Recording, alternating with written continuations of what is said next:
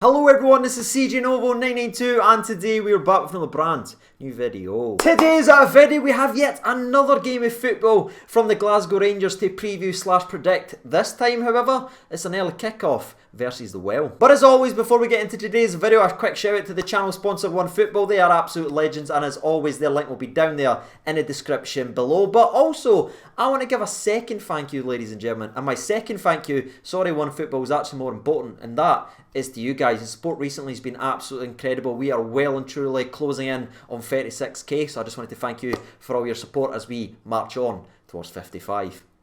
Now though, it's time to get to the video then, shall we? And as always, we're going to start off with the opposition preview, and this week's opposition preview is for the quietly impressive Motherwell. And the reason I'm calling on that is because they are still defying the odds that was set out before a ball was kicked this season. If you watched our preview video the first time we met Motherwell this season, I broke it down in a lot more detail, but just in case you missed that video, this Motherwell team was expected to be nearer to the bottom of the league, right? They weren't recruiting well, they weren't replacing stars that had left, they were bringing in talent that wasn't used to Scottish football. Robinson was kicked from pillar to post before a ball was kicked. However, this Motherwell team continues to absolutely embarrass all these experts, because going into this weekend versus Rangers, Motherwell sit in third place with 10 wins from 17 games. Not too shabby Alonso for a team that was expected to be slapped. So you know, for these videos I always try and get as much information on the teams. I watch as much as I can do, and because I do the SPFL show, I've been keeping an eye on Motherwell for a pretty long time, and I can quite safely say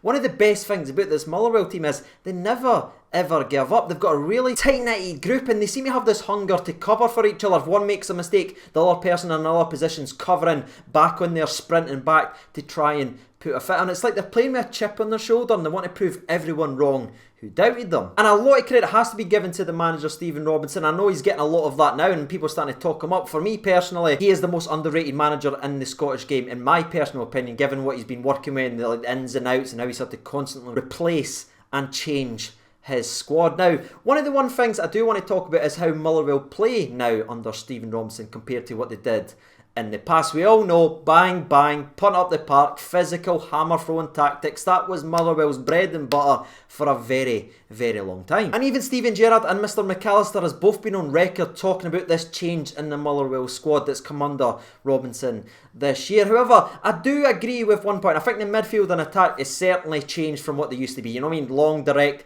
bing, bosh. That's kind of moved to one side. They're a bit more possession based now. They like to ping it from side to side. Nice little triangle passes in the middle of the park. Liam Polworth is being a definite anchor for them and he's got a great range of pass, and I completely agree that is all changed. However, I do think defensively, it's almost like the two different teams. The midfield and attack's one team and the defence is a completely other. The defence, by the way, is still hard, physical and very hammer throwing, ladies and gentlemen. Not that that's a bad thing. I think it's a very interesting balance in their team. Like, you've got the midfield guile, you've got the attacking play and all that, but in defence, if you come near them, they'll try and break you in half. So I just wanted to mention that because I know a lot of people is talking up the change in Motherwell, and you might be going to watch this game of football expecting a completely different game, that our players are going to be too football inside.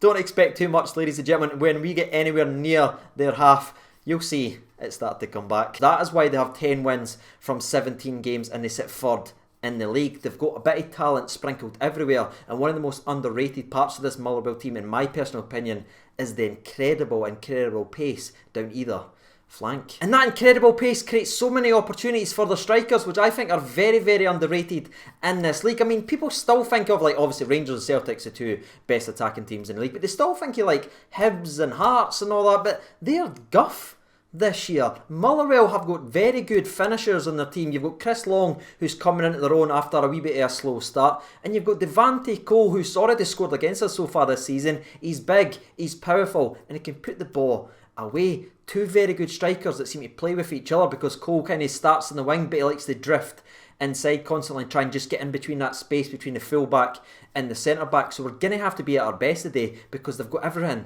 to unlock the door. It's just whether or not they're going to set up and play properly. And that's sort of where I am with this Motherwell preview. The more I see them, the more I'm impressed. You can quite clearly see they are a squad transitioning from what they used to be to what they are now. They've still got a little bit of remnants sprinkled in at the back there, but they are a good footballing team. But when Rangers and Celtic come to town, you never know what the mindset of these players are going to be. Are they going to be brave on the ball and try and create like they have been doing? Who knows, ladies and gentlemen, but what I can say is this Motherwell team certainly has good players, and on their day, they can cause us problems. And last but not least, I know there's a mental rumour going on that David Turnbull will be back for Motherwell versus the Glasgow Rangers tomorrow, but as far as I know, as far as I was able to find out, that's total and utter BS, that story. I don't know where that has came from. But that's it, ladies and gentlemen, boys and girls. That is the Motherwell preview done and dusted. Now, it is time to turn over to what matters most, and that is Rangers. And coming into this game versus Motherwell, there's a hell of a lot to smile and feel good about, and I'm not just talking about reaching the last 32 of Europe, which I'm still absolutely buzzing about, ladies and gentlemen, but we have more good news from the club now. If you follow these videos, we've been kind of updating you this for the last few months as this has been happening, but it's been officially confirmed now that both Stephen Davis and Alan McGregor has signed 1-year extensions, so massive congratulations to both. I think it's fair to say they deserve it. And someone else who deserves it is the gaffer, but not only the gaffer signed an extension, ladies and gentlemen, the entire coaching staff got it. It was a fantastic picture there. You saw Steven Gerrard with his entire coaching staff. He is a constant professional. Whenever he's asked about like all the stuff that he's achieved so far with Rangers, he always says it's a team effort, and I just love the fact that it wasn't about him. It wasn't about him getting a signature. You saw everyone else in the background. It's a clear team mentality that Gerrard still has, and it was a fantastic moment, and every single one of them deserves the extension. However, focusing just on the gaffer, it's a little extension to 2024. That's very, very similar to what Klopp just signed for Liverpool to 2024.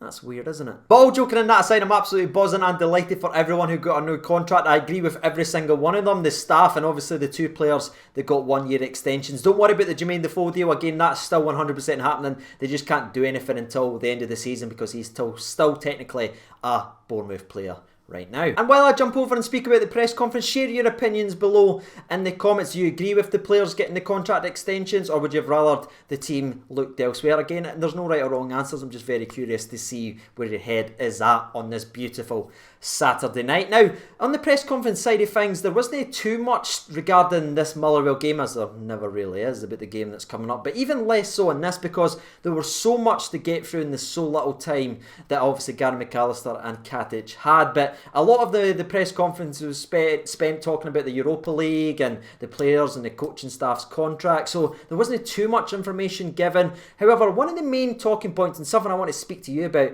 was Katic, because Katic was obviously there. We know Hilander's injured, so Katic is going to be our centre-back for a little while, and there were so many questions from the media asking Katic whether or not he was ready to step up this time and make sure that he's the first choice centre-back and be putting out performance after performance, a lot of that stuff. And Katic was a constant pro and answered it saying he's obviously not happy or celebrating that Hilander is injured. He's his friend and he wants his friend to do well. However, he's going to go in there and try his best, which is pure class from Katic. But I just think to myself, where has he ever let us down when he's played before? Like, honestly, think about it. At the start of this season, with the 7-8 games that him and Connor Goldson played until Hilander was brought into the fold, who was the best centre-back at the two? In my personal opinion, and y'all know I love big Connor Goldson, for me the best centre-back at the club was Katic. So I don't understand where these questions are coming from. Is he ready to step up and take his chance? For me, he's never let us down. Now, granted, we don't see what happens behind the scenes or at training, but as far as we know, Gerrard always talks him up in training, saying he's a leader,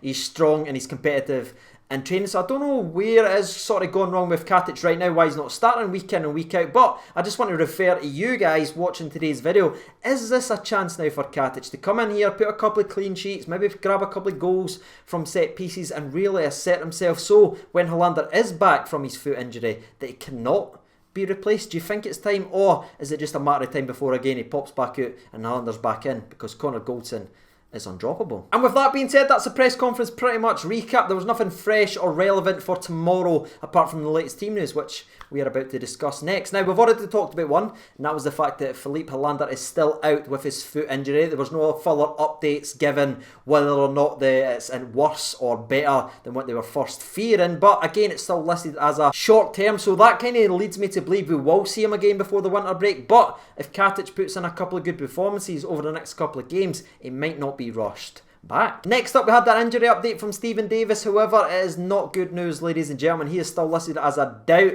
and Gary McAllister did say that he's going to have to be very, very careful how they manage Stephen Davis. So I think that pretty much rules out tomorrow as well, which is a bitter blow for all of us because Davis was playing simply incredible. But isn't it just stockings full of coal I'm giving? He's nah. We had some good news revolving the old JJ. He's listed as very, very close. And the way that McAllister answered it and spoke about him in his face makes me believe we may see Mr. JJ on the bench tomorrow. And last but not least, we have a wee update regarding George Edmondson, who missed the last game because of an illness. He's fully fit and ready to go if need be. And that's it, ladies and gentlemen. Gary McAllister confirmed everyone else in the squad is good to go and is 100% fit if needed. And that is the latest team news, ladies and gentlemen. Now, though, it's time we take that information, that preview, and the very, very short little press conference we discussed. We put it here, we take it to him, and we try to predict a game of football. So let me know what you're thinking about it. Rangers versus Motherwell or Motherwell versus Rangers are there at home. What you thinking and why? And while you guys are getting your thoughts and opinions out there, I'll give you mine very, very briefly. It's always a tough game versus Motherwell, apart from obviously the time we bet them 7-1, but Grezda scored a double in that game, alright? That should have told us everything, ladies and gentlemen. It was a mental game, that, right? I'm expecting a bit of a nippy bum time occasion. I think they may even take the lead in the game of football, but just like the first game of the season versus Motherwell, I think we'll come back and we'll respond, and I'm expecting Rangers to win this game 2-1, the exact same as the first one. My first goal scorer is obviously going to be Alfredo Morelos. If he starts, he scores. The stats suggest that, so let's not go too far away from Alfredo. But the second goal scorer, I'm actually going to pick Katic from a set piece. That's right, I'm going for it. Croatian Prince, big boy header. And now that me and thee have had their say, let's jump over to Twitter then and hear from the people. There's been 1,134 votes. Thank you so much for getting involved. That's incredible. 4% votes for draw, 4% votes for Motherwell, but the far and away winner went 92. I like seeing 992, ladies and gentlemen, so thank you for that. 92% of the people votes for a Rangers away win. So let's see what they've had to say. Adamski Gaming fires in right away with 4-1 to Rangers. No messing about for Adamski. Jordan writes in 3-1. Barisic, Morelos, dirty double. Peter Ramsey writes in 2-1 to Rangers. Tavernier and Ryan Kent. Keemstar writes in 3-0. Stuart, dirty double.